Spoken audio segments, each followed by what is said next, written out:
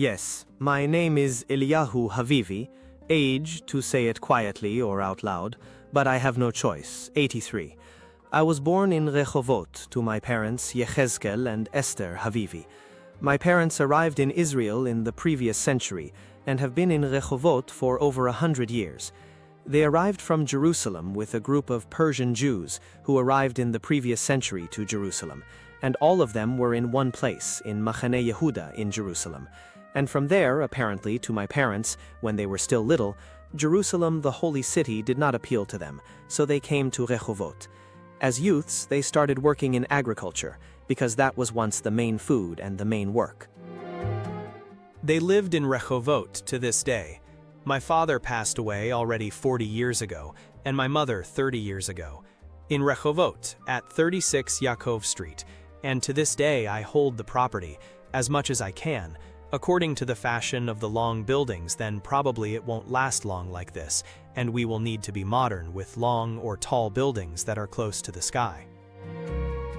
In my family, my father taught us children, we are 5 boys and 2 girls, and my parents taught us, they would say to the boys, "My dear sons, sit crooked but speak straight, to be a decent and honest person." Well, good. Apparently today it's exactly a bit the opposite. I was asked how I suddenly had connections with the British Army. I had a barber shop on Herzl Street in Rehovot, and I also knew this work, a barber shop. British officers from the British police would come to my barber shop to get a shave, to get a haircut. So a word here and a word there, and I became friends with them. And I offered them all sorts of things, and it was accepted. I still remember one thing that truly to this day I cannot forget. A policeman, a police sergeant in Rehovot, who would shave here every day. I knew him. We were in very good friendship. I told him that I need bullets for English rifles. So one day, I repeat this again, one day he came to me with a pickup truck full of 2-3 crates with bullets and unloaded them for me with the pickup truck, unloaded them for me in the courtyard of Smilansky in Rehovot, opposite a public school. This I cannot forget. At first, there were Notrim there. My guys, they got scared. But I told them, don't be scared. This is my friend. He is dropping off a few crates of ammunition here. I just remembered this moment, and the one who received these things was called Yosef Gorman. He was among the guys who unloaded the crates from the pickup truck. And after that, this Englishman took him back. He drove back to the police station. Now, one day, a car full of blankets arrived here. I asked near my barber shop. I asked the Englishman if he wants money. I am willing to take the blankets. He said he doesn't know yet, but meanwhile he drove off and the car with crates came, which meant the English were already prepared to leave the country. He apparently wanted to take it to Egypt, to Quneitra, I don't know where. I told him he could earn money and also cognac. For them, cognac was more important than money. So he says, I can't, the crates in the car are counted. I said, I promise you that you will leave here with the exact same crates. He says, how? I said, come with me and see. I took him to my brother's courtyard. He had a block above, a Merriam block with chains, and I told the workers take down 2-3 crates from above. They took them down, and there was ammunition there, all kinds of bullets for Sten guns of all kinds of things. I took out the bullets and told the workers put in their place, put stones and close it with nails just like the crates were before. And so I did, and they put the crates back on the car. I brought the English driver came with me back to the barber shop. I gave him money there in sterlings, and he said thank you very much, and I said thank you very much. In the Ergun, Edsel, I was active only in bringing them weapons, ammunition. I brought them Sten guns, bullets I would give them here in Sha'araim. There was no connection between one another. These didn't know about these, and those didn't know about those. Most of the hot-tempered ones were Yemenites, Orientals, as far as I know. Karmit is married to Ariel Becker, and Yossi is married to a sister called Mahal, and Yehezkel to Mahal. Yehezkel is married to Mahal, and Yossi to Mihal. I know some 8 languages. When I was in school in 2nd grade, the teacher in the public school in Rehovot, today it's called Smilansky, And the teacher caught me in 3rd grade. She said I have a quick talent for singing. And in all the places where we had performances, I was the only soloist. The teacher came and told my father that your son has a very strong and beautiful voice.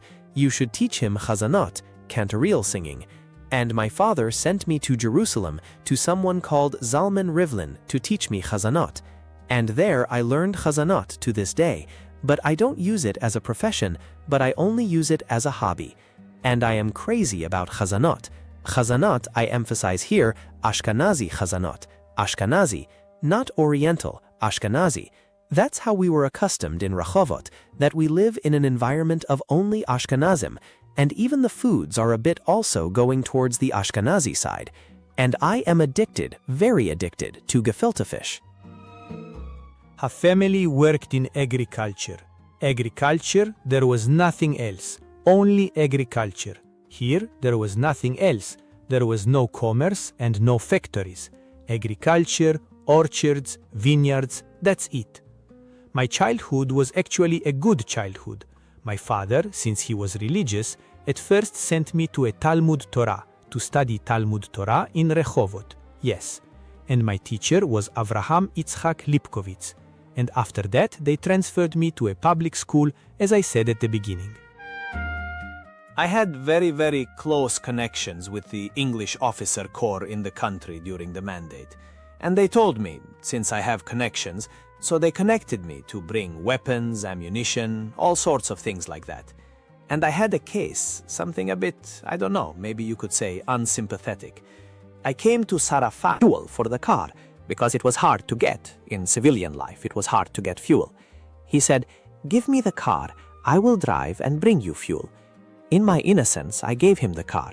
He drove and brought me fuel, both a jerry can and also filled up my car's tank. A week later, they sent me to bring fence posts for the Hagama positions.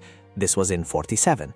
So again, this young guy came to me again and said, "Let me go bring you more fuel." He took the car to this day. In the month of 38, were you a guard? I was a guard, in charge near Naan, near Kibbutz Naan. What was this guarding role, really? I had a horse, and I received orders from someone called Yishai Saharov. He passed away too. So he told me if I want to be a guard. I was a young guy, maybe I wasn't even 20 years old, something like that. It was in 38. So he said, "We will buy you a horse and you will be a guard in the area of Kibbutz Na'an." It was Na'ana, now it's Kibbutz Na'an, but it was Na'ana. And after some time I left this job. When did you get married? In what year? I got married at age 40. 40. I got married at age 40. Did you live in Rehovot all those years? All the years. I was in America several times, I was in Canada, I was in many places in the world, but I returned to Israel. I said there is nothing like Rehovot, our country. And in what year were you born? Me? In what year was I born? I don't remember. That I don't remember. Do the math. Today I am 83. 1918. Correct. I was born in 1918. Are there any stories you know here about figures from Rehovot, like Eisenberg and the others, and Polanski?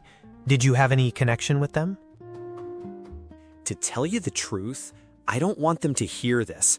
I was dealing too much with girls when I was wearing a turtleneck sweater, but in things like that, I wasn't. Well, today, at age 83, it's okay to say how many successes you had with the girls. No, you're talking about a young age. No, I don't have anything like that. Look, things like this aren't like turning on a radio and hearing. Things like this you can just suddenly remember. Yes, there is a nice story to tell, that they sent me once to Wadi Sarar. This is in 47, before the English had already left meanwhile. To Wadi Sarar, they told me there were tents there. I came with a truck. I had an old Volvo truck. Your personal one? My personal one, yes. I came there, a distance of maybe some 100 meters roughly, less than 100 meters. I saw a black man. a Senegalese apparently from the English army.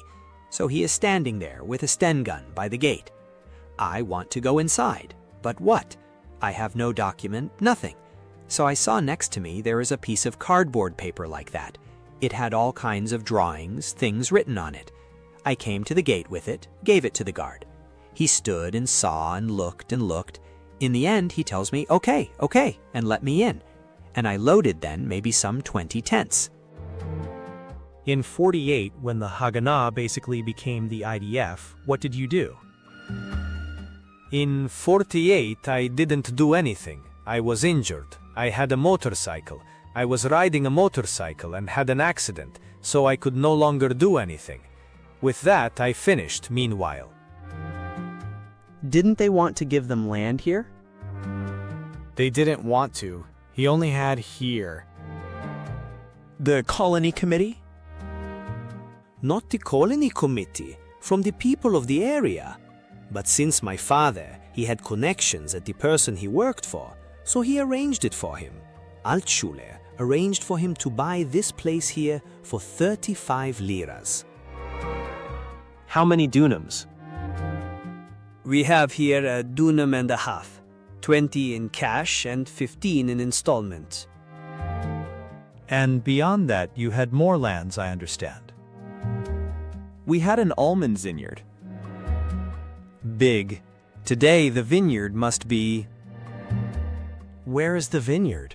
My father built it and sold it long ago. Zichron Yaakov, Mazkeret Batya, all these places are all from the Baron. Rehovot didn't want to take money from the Baron? Why? Do you remember why? Do you know stories from Dad? No, my father was a very naive Jew. Don't touch me and I won't touch you. He was very naive. He wasn't interested in these things. He was interested in work. They were people of work. Working. From dark to dark. They were people of work. My father was religious. He would pray here in the great Ashkenazi synagogue for 65 years on one chair until he passed away.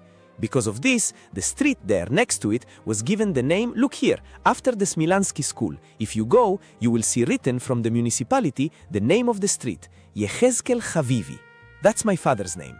We in Rehovot, where no one is left from my family anymore. My brothers have all passed away. Only I remained and my sister in Ashdod. And they all lived in Rehovot? No, not everyone.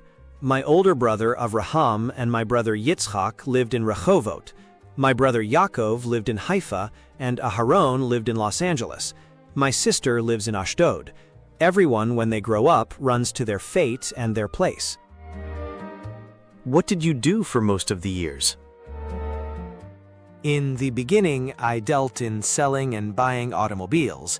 I was an automobile broker. After that, I entered the field. What automobiles, for example? All kinds of automobiles. Buying and selling, the goal is to make money. What were the types then? What cars were there then? Ford, mainly Fords. After that, I was drawn to the agriculture field, so I would rent out aluminum pipes, aluminum equipment for irrigation. That was my job. Havivi Eliyahu, irrigation equipment. Irrigation equipment for orchards, for vineyards. Renting, not selling. Renting is a good thing. But suddenly plastic and drippers entered agriculture, so aluminum went off the agenda. I lost then close to 1 million shekels. 1 million shekels. It's easy to say 1 million, but it's about 1 million shekels. I had more than 200 kilometers of aluminum pipes for rent. If I open up here, I irrigate in Nahariya at Strauss's. And it all went to casting, in the ovens. I sold it as casting. The truck to take it took for me more than what I received for the material. Are there pictures or documents that you can show me, or that I can photograph? Maybe at home I need to look for the documents at home. I was also in America, so I had pictures where I was photographed with movie actors. I was in Hollywood, so I don't believe there is such a thing here. But this document from Yisha Yavne that confirms you as a Haganah member, can I take it to photocopy? Or the picture where you are riding the horse here? Yes, also you can take it. Do you have additional pictures from this period at home, maybe? Special pictures? Special material? Is this closed or open now? This is open now. This is a dear and pleasant woman. Do you see her? A beauty. Hello? Is it closed or open? It's open now, meaning that everything we are talking about is being heard. Right now, yes, but I closed it before. How many languages do you know? 8 languages. English, Hebrew, Persian, even Polish I know. Yiddish I know, better than the Yiddish speakers. Yeah, Eliyahu. My name is Eliyahu Havivi, son of Yechezkel and Esther Havivi. They arrived in Rehovot back in the previous century at a very young age and entered agricultural work because that's what there was then. My father had an almond vineyard. He employed Arab workers, and there were also a few Jewish ones. Since my father was a religious Jew, at 4 o'clock he would stop the work and tell the Jewish workers to join him to pray mincha. But he had a few pioneers who knew nothing about Judaism at all, and they evaded this prayer. The next day, my father would give them harder work as a punishment for evading this prayer. In the past, it wasn't like today. Vineyard next to vineyard, there was no barbed wire fence, but there was only some deep trench. This is mine, and this is yours. In the summer, when the almond would dry out and fall immediately to the ground, the almonds would fall to our side. Because this was another kind of almonds, and the neighbor had another kind of almonds, you could immediately identify them. My father would take a worker with baskets and walk along the entire length of our vineyard, collect the neighbor's almonds, and throw them back to the neighbor's side. You won't see things like this today. My father taught us to sit, stand, but to speak straight. Who bought the land? The plot? So, I don't know this, I don't know. My father bought a plot in Rehovot, where I am currently located at 36 Yaakov Street, and for 35 liras, 20 in cash, 15 in installments. Today, this house is one of the old houses, and they are about to build a house here from the tall ones that are in fashion today. Now, I had an old Volvo truck. They sent me from the Haganah to bring tents. I drove to Wadi Sarar. There were still some English there, a bit like that, before they left the country. And at the gate stood a Senegalese there, a black Senegalese with a Sten gun. But I thought I didn't have any document to get in. So there was next to me a piece of newspaper with all sorts of drawings written on it like that. I came to the gate and gave it to the Senegalese. So he looked, said, okay, said to me in English, okay, and let me in. I went inside, Arams loaded me 20 tents there, and I came with it safely to Rehovot.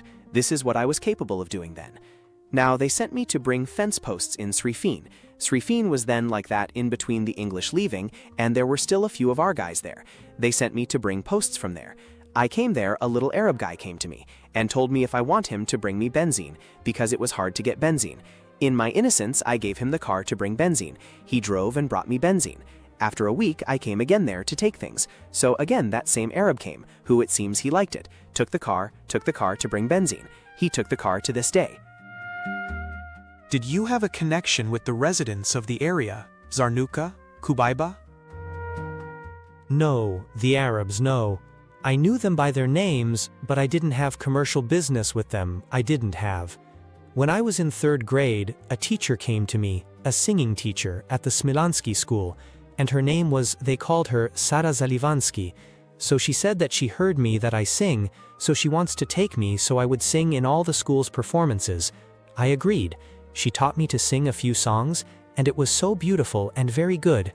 Afterwards, she sent to my parents to send to my parents that it's better that I travel to Jerusalem and I will study Chazanut there, because I have a weakness for Chazanut.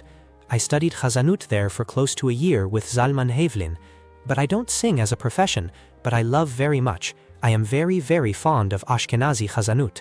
I emphasize Ashkenazi. 8 years, so until 8th grade. Until 8th.